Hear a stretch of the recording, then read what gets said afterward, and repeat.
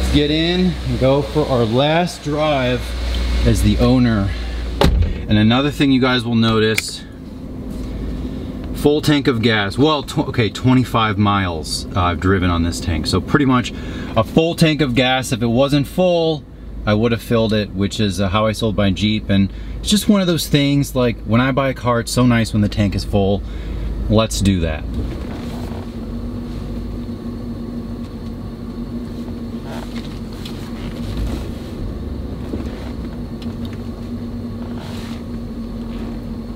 Into the sunshine.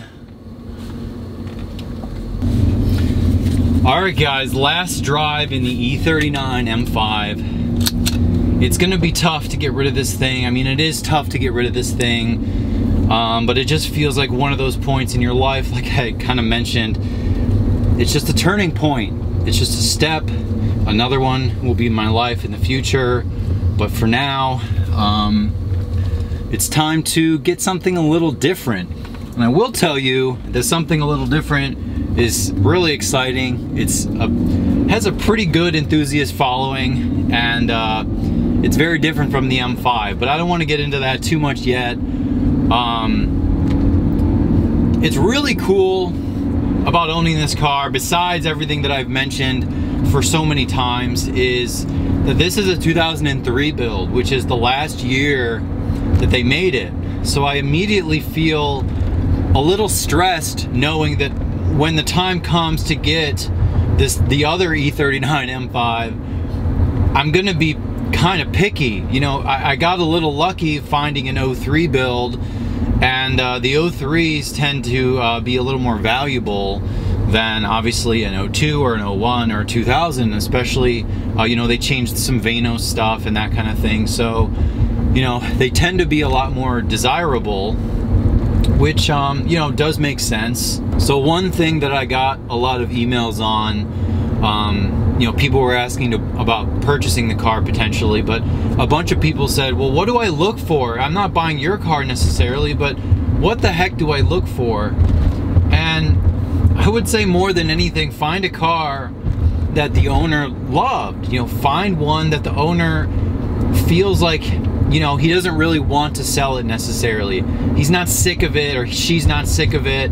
You know, they're not like, I just want to get out of this thing, I don't care. You know, that's usually not a good vehicle to buy, you know, especially when it comes to an older M car or an older BMW in general.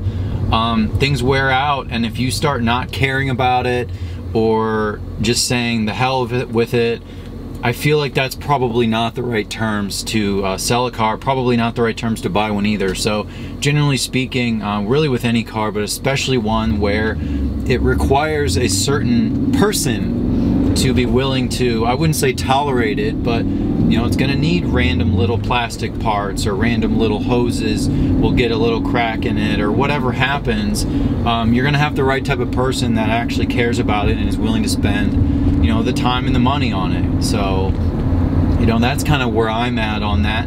And you know, after a couple of years, you know, that's just, I think that's probably the most wise thing to look for. All right, the sun, as usual, is not really working in our favor, but that's okay. We'll manage. It's funny, for being stock, like the engine just has such a nice note. You know, 4-liter V8 or 5-liter V8. It's hard to argue with that stock or aftermarket. So something that a lot of you guys have been asking about is the numbers. You know, how much did you spend maintaining the car? You know, how much did you sell it for? And I talked to the seller, or I talked to the buyer, and you know, we pretty much agreed I wouldn't share any of his information, of course, really his name or anything, but I would share the numbers, you know, after the fact, and he's fine with that. So once everything, the air has cleared, I might do like a 15-minute video on outlining kind of the maintenance. So the maintenance on this car, you know, I spent a lot of money. I spent thousands and thousands of dollars maintaining it, which, to be honest with you, would have been way more if I didn't do a lot of the work myself. And I also didn't have like my buddy Scott, who I'll put his information in the description if you're in South Florida.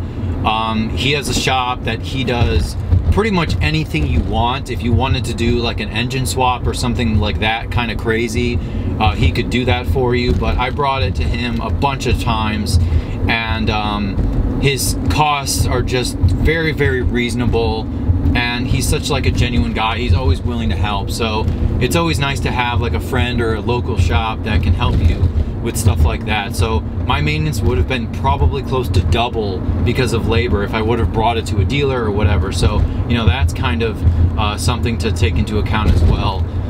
The good thing for the current buyer is a lot of the stuff like a clutch, that's done, new tires are done.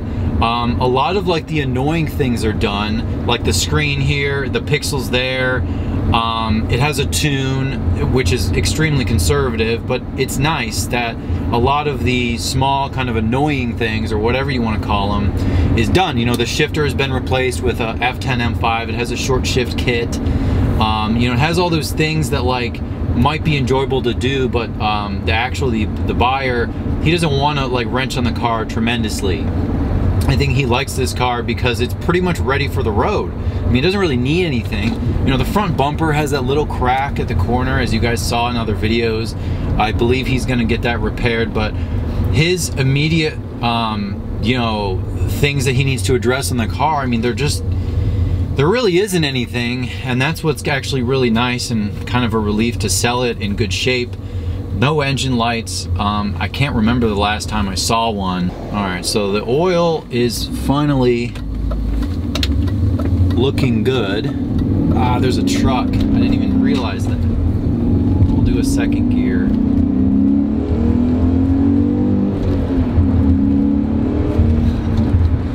And that's like 5/10. You know, I'm not even trying, and it's such a happy car. I've said it so many times. All right, I had to flip a UE. The sun was just terrible. It's like coming off my head and it looks all funky. The thing that I was gonna tell you guys is really the only thing which I talked to the buyer about, that this car I feel like could use, is a little more suspension attention. I did, you know, the rear sway bar. I did end links in the front and the rear. I did a lot of the bushings and stuff like that. But it could use some shocks. And, you know, this car has seen a lot of highway miles. But, you know, I feel like at 138,000 miles, 138,673 to be exact, you know, it could use a shock refresh. And I had intentions to do that, but you know, life kind of happens sometimes. So that's really the biggest thing. The engine runs really quiet. It doesn't drink a lot of oil, and it's just such a nice car to be in.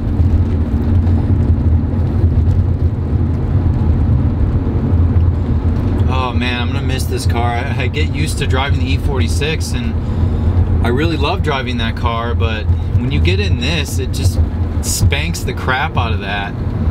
This car just feels so well built. It's that traditional, you know, bank vault feel that I think BMW kind of got started, you know, the reputation for, is when you close the door, when you open the door, when you touch certain things in the car, it just feels so proper.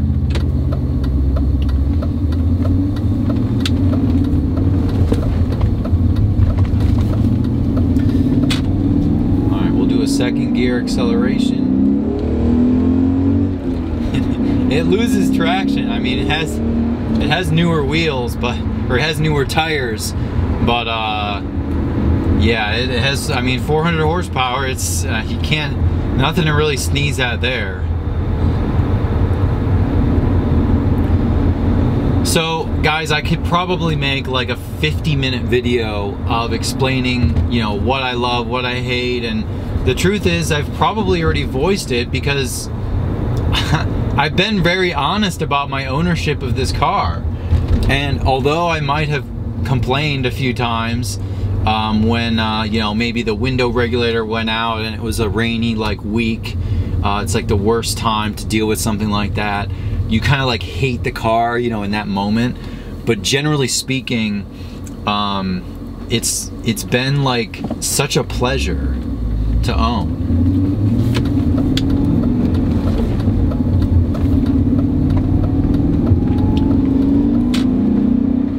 So as I mentioned in my Instagram post, this car will be relocating states. It will be going to Texas. Nice warm climate, so it's good that I got the ceramic tint.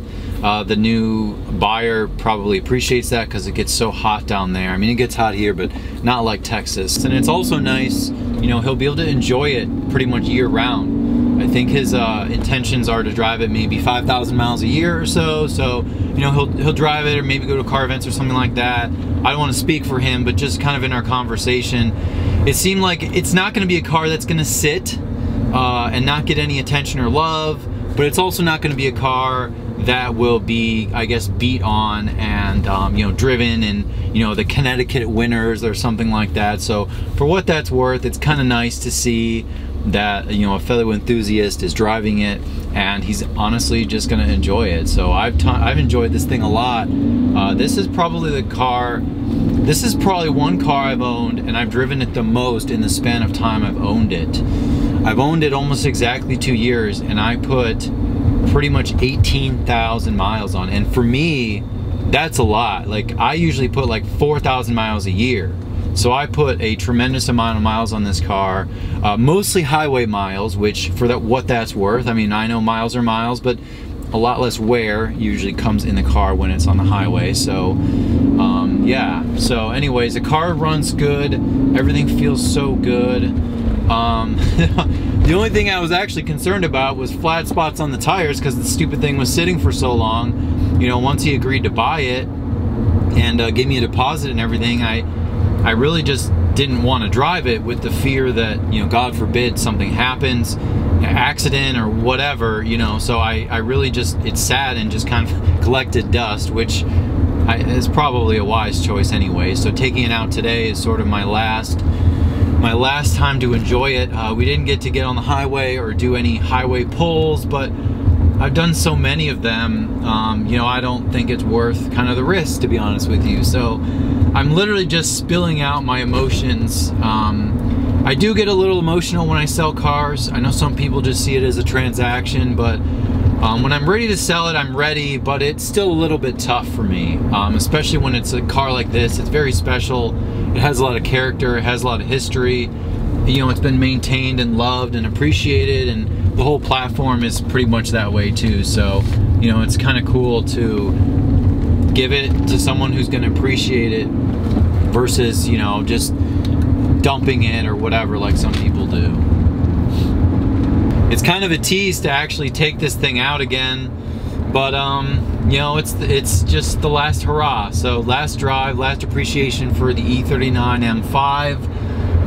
I'm sure I've answered almost everyone's questions at this point, but if I haven't, definitely shoot me an email in the description. I've enjoyed this car so much, as you guys already know, and you know, time for something new. What the heck is this person doing?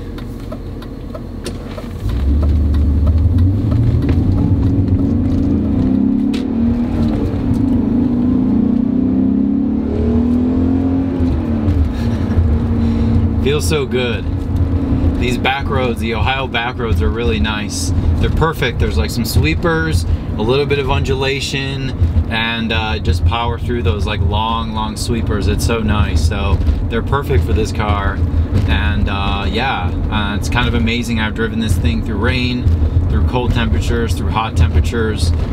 It truly is. I feel like it's definitely, you know, one of the best M5s created, which I think you guys, if you're watching this, I'm sure you think that already. But yeah, I mean, this thing, I don't know, I just get the chills, you know, thinking about it, and just it's exactly what you want.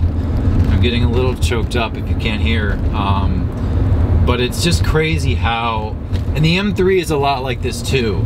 The M3 is a little more driver focused, but for more of a mature vehicle, this is what I would want. You know, it's older, which kind of sucks, you know, because things wear out and, you know, there's that part of the ownership, but yeah, so I don't know. Like I said, I can go on forever, but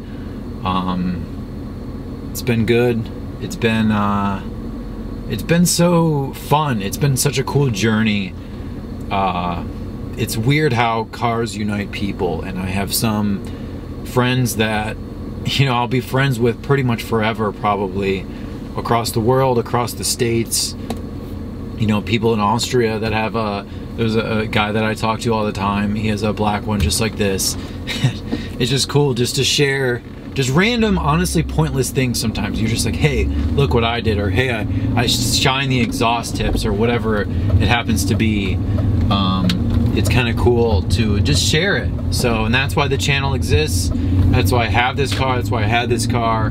And time for a new chapter. So, with that said, before I drone on anymore, thank you guys again. Thank you for the support. Thank you for the information and watching and everything. So it's been real, and it's been really fun. So thank you guys. Exit interview for the M5 is over. So thank you again, and I'll see you guys next time.